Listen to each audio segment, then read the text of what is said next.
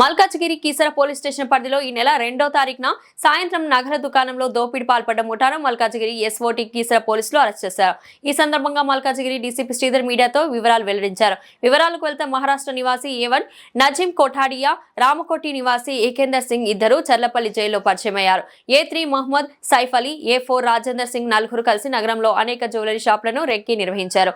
Keesara police station పరిధిలోని నాగారంలో Balaji jewellery shop ను ఎంచుకొని ఈ నెల 2వ తేదీ సాయంత్రం దోపిడీకి పాల్పడ్డారు. దోపిడీ చేసే క్రమంలో షాప్ యజమాని నకిలీ పిస్తోల్తో బెదిరించి తన వద్ద ఉన్న గొడ్డలతో యజమానిపై దాడి చేసి జ్యువెలరీ షాప్ నుండి బంగారం ఎత్తుకు వెళ్లే ప్రయత్నం చేశారు. కానీ అదే క్రమంలో షాప్ యజమాని వారిని అడ్డుకోగా కేవలం ఒక ప్యాకెట్ బంగారంతో వారు అక్కడి నుండి పరారయ్యారని ఫిర్యాదు అందుకున్న వెంటనే స్పెషల్ టీంలను ఏర్పాటు చేసి దోపిడీకి పాల్పడ్డ ముఠాను పట్టుకున్నామని మల్కాజ్గిరి డీసీపీ శ్రీధర్ తెలిపారు. ఏ1 నజీం కోఠాడియా, ఏ2 ఏకేందర్ సింగ్, ఏ3 సైఫ్ అలీపై గతంలో కూడా ఇలాంటి తరహా కేసులున్నాయని, ఏ5 రతన్ సింగ్ గుడి మల్కాపూర్ రౌడీ షీటర్ గా గుర్తించాలని డీసీపీ శ్రీధర్ తెలిపారు. బాలాజీ జ్యువెలర్స్ అనే షాప్ లో గుర్తు తెలియని ఇద్దరు దుండగులు ప్రవేశించి షాప్ ఓనర్ పైన దాడి చేసి కొన్ని గోల్డ్ ఆర్నమెంట్స్ దోపిడీ చేయడం జరిగింది. దీనికి సంబంధించి కీసర పోలీస్ స్టేషన్లో రిజిస్టర్ అయిన కేసులో ఈరోజు నిందితులను అరెస్ట్ చేసి కోర్టు ముందు ప్రొడ్యూస్ చేయడం జరుగుతుంది. దీంట్లో 5 నిందితులను ఈరోజు రిమాండ్ చేస్తున్నాము. వారు ఫస్ట్ ఏ1 వచ్చేసి నజీం అజీజ్ కొటాడియా, ఏ2 వచ్చేసి ఏకేందర్ సింగ్, ఏ3 మహమ్మద్ సైఫ్, ఏ4 రాజేందర్ సింగ్, ఏ5 రతన్ సింగ్. దీంట్లో ఏ1 ఎవరైతే ఉన్నారో ఈ నజీం అజీజ్ అని గతంలో చాదర్ఘట్ అదేవిధంగా మేడ్చల్ పోలీస్ స్టేషన్ల పరిధిలో సిమిలర్ అఫెన్స్ గోల్డ్ జ్యువెలరీ షాప్కి వచ్చి అక్కడ కూడా దోపిడీ చేయడం జరిగింది. ఆ 2 కేసుల్లో అరెస్ట్ అయి జైలుకి వెళ్ళాడు. సబ్సిక్వెంట్గా సైబరాబాద్ పోలీస్ కమిషనరేట్ వాళ్ళు పీడీ యాక్ట్ పెట్టడంతో దాంట్లో కూడా జైలుకి వెళ్ళాడు. లాస్ట్ నవంబర్లో రిలీజ్ కావడం జరిగింది. ఆ జైల్లో ఉన్నప్పుడే ఏ2 ఎవరైతే ఏకేందర్ సింగ్ ఉన్నాడో ఇతను అన్ని మేకల దొంగతనాల కేసులో నిందితుడు, ఒక 5-6 కేసులు ఇతని మీద ఉన్నాయి.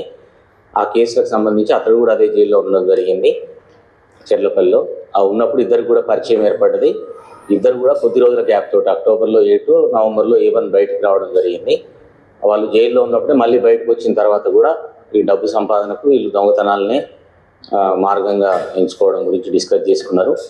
సో ఎప్పుడైతే ఏ1 మళ్ళీ బయటికి రావడం జరిగిందో ఏ2కు కాంటాక్ట్ కావడం జరిగింది. ఇద్దరు కలిసి ఏ1కు ఈ అఫెన్స్ల మీద ఎక్కువ నాలెడ్జ్ ఉండడంతో మళ్ళీ జ్యువెలరీ షాప్ మీద అటాక్ చేసి దోపిడీ చేయాలని చెప్పి నిర్ణయించుకున్నారు. దానిలో భాగంగా సిటీలో ఉన్నటువంటి వేరియస్ ప్లేసెస్లో జ్యువెలరీ షాప్స్లో రెక్కీ చేసుకున్నారు. వీళ్ళు అబ్జర్వ్ చేసిండ్రు.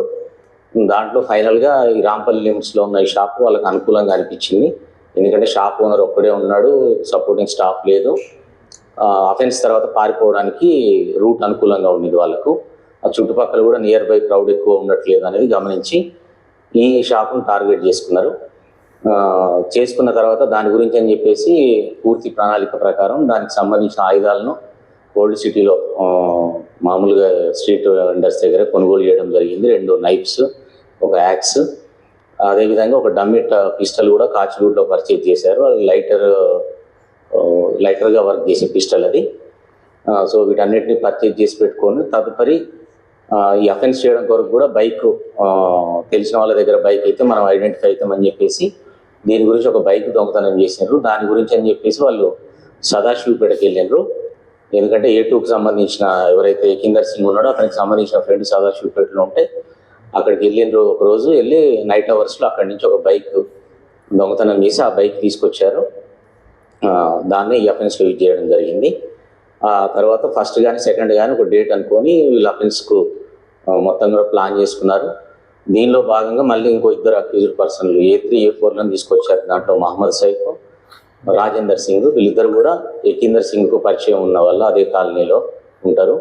సో వీళ్ళు ఏంటంటే అఫెన్స్ కంటే ముందు గోల్డ్ షాప్లోకి ఎంటర్ అయ్యి కొంచెం అటెన్షన్ డైవర్ట్ చేస్తారు షాప్ ఓనర్ది. అదర్వైజ్ ఇంకెవరైనా క్రౌడ్ ఉంటే కూడా వీళ్ళకి ఇన్ఫార్మ్ చేయాలి. సో దట్ ఏంటంటే ఎవరు లేనప్పుడు వీళ్ళు వెళ్ళి అఫెన్స్ చేసుకోవడానికి ఈజీగా ఉంటుంది అని చెప్పేసి వీళ్ళకు కూడా దోపిడీ తర్వాత వచ్చే డబ్బులో వాటా ఇస్తామని చెప్పడం జరిగింది. దాని ప్రకారం 2వ తారీఖు నాడు సుమారు 5 గంటల ప్రాంతంలో ఫస్ట్ ఏ3, ఏ4 షాప్లోకి ఎంటర్ అవుతారు. వాళ్ళు ఏదో ఆర్టికల్స్ కావాలని చెప్పేసి మాట్లాడుతున్నట్టుగా నటిస్తారు. తదుపరి A1 A2 ఇద్దరు కూడా ఒకరు హెల్మెట్ తోటి ఒకరు మాస్క్ తోటి షాప్లో ప్రవేశించడం జరుగుతుంది. షాప్లోకి ఎంటర్ కాగానే షాప్ ఓనర్ మీద గొడ్డలతో A1 దాడి చేస్తాడు. దాన్ని చూసి వీళ్ళు A3 A4 పారిపోయినట్టుగా బయటకు వెళ్ళిపోయి వాళ్ళు బయట అబ్జర్వ్ చేసుకుంటారు. తర్వాత వీళ్ళిద్దరు కూడా దాడి చేసిన క్రమంలో ఎవరైతే ఓనర్ ఉన్నాడో సందీప్ బాగా ప్రతిఘటించడం జరుగుతుంది. సో దాంతో వీళ్ళ టాయ్ పిస్టల్ ఏదైతే ఉందో దాన్ని షాప్ ఓనర్ కుమారుడు కూడా అక్కడే ఉంటాడు, చిన్న అబ్బాయి, అతన్ని కాల్ చేస్తామని చెప్పేసి బెదిరించడం కూడా జరుగుతుంది. ఈ క్రమంలోనే అతని మీద బెదిరిస్తూ ఆ షాప్లో ఉన్నటువంటి గోల్డ్ ఆర్నమెంట్స్కి సంబంధించిన ప్యాకెట్స్ సుమారు 7-8 ప్యాకెట్స్ వీళ్ళు తెచ్చుకున్న బ్యాగ్లో పెట్టుకొని A2 ఆ బ్యాగ్ని బయటకు తీసుకురావడం జరుగుతుంది. దాని తర్వాత A1 కూడా పారిపోవడానికి బయటకు వస్తాడు. కానీ ఎవరైతే సందీప్ గట్టిగా ప్రతిఘటించడంతో వీళ్ళకి పూర్తిగా బ్యాగేజ్ను తీసుకుపోవడం సాధ్యం కాలేదు. కాబట్టి కొద్దిగా ఒకటే ప్యాకెట్లో ఉన్న ఆర్నమెంట్స్ మాత్రమే వాళ్ళు తీసుకెళ్లడం జరిగింది. అది ఇనిషియల్గా సుమారు 2-3 తులాలు అనుకున్నాము, కానీ ఇన్వెస్టిగేషన్లో ఆల్మోస్ట్ 1 తులా లోపే ఉండింది. అది షాప్ ఓనర్ కూడా సేమ్ కన్ఫర్మ్ చేశారు. సో తదుపరి అఫెన్స్ అయిన తర్వాత వాళ్ళు అదే బైక్ తీసుకొని వెళ్ళి యాప్రాల్ అల్వాల్ సైడ్ పారిపోయారు. ఆ పారిపోయే క్రమంలో ఒక ప్లేస్లో వాళ్ళ వెహికల్ని కూడా అబాండన్ చేశారు. మళ్ళీ ఆ వెహికల్ ఉంటే ట్రేస్ అవుతామని తెచ్చుకున్న దుస్తులు కూడా A1 బయట ఒకటి దగ్గర జర్కిన్ వేసుకోవడం జరిగింది. దాన్ని కూడా ఎన్ రూట్లో పడేస్తాడు. ఆ తర్వాత వీళ్ళు నైట్కు మెహదీపట్నము రతన్ సింగ్ అని A5 ఎవరైతే ఉంటారో అతని దగ్గరికి ప్రాపర్టీ డిస్పోజ్ చేయడానికి వెళ్ళడం జరుగుతుంది. అక్కడికి వెళ్ళిన తర్వాత సెకండ్ రోజు థర్డ్ రోజు అతని దగ్గరే షెల్టర్ తీసుకుంటారు. తీసుకొని ఆ ప్రాపర్టీని డిస్పోజ్ చేస్తే వాళ్ళకు ఒక సుమారు 25,000 వరకు వచ్చినాయని చెప్తున్నారు. సో దాన్ని తీసుకొని మళ్ళీ బయటకు పారిపోవడం గురించి ప్లాన్ చేసుకున్నారు.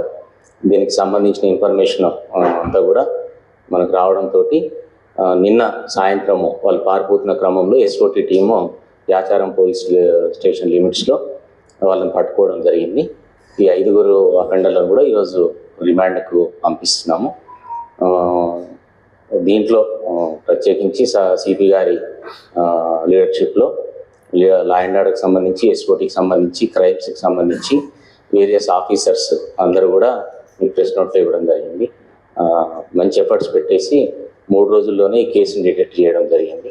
ఈ సందర్భంగా వాళ్ళందరికీ కూడా సార్ తరఫున అభినందనలు తెలియజేస్తున్నాము. Thank you sir. ఈ A5కి సంబంధించి డీటెయిల్స్ చెప్పండి సార్. రతన్ సింగ్ అండి, తను ఇతని ఫ్రెండ్, ఎకిందర్ ఫ్రెండ్. ఈ ప్రాపర్టీ ఏదైతే డిస్పోజ్ చేయడం మెహదీపట్నం దగ్గర ఉంటాడు, ఈ ప్రాపర్టీ డిస్పోజ్ చేయడం కొరకు అతన్ని ఆశ్రయించడం జరిగింది. అతని దొంగతనం గురించి వీళ్ళు ఎక్స్ప్లెయిన్ చేస్తారు. చేసినప్పటికీ కూడా అతను పోలీస్కి ఇన్ఫర్మేషన్ ఇవ్వకుండా ఈ ప్రాపర్టీని వేరే అతను తెలిసిన లొకాలిటీలో వేరే అతనికి ఇది అమ్మి వీళ్ళకి 25,000 ఇవ్వడం జరుగుతుంది.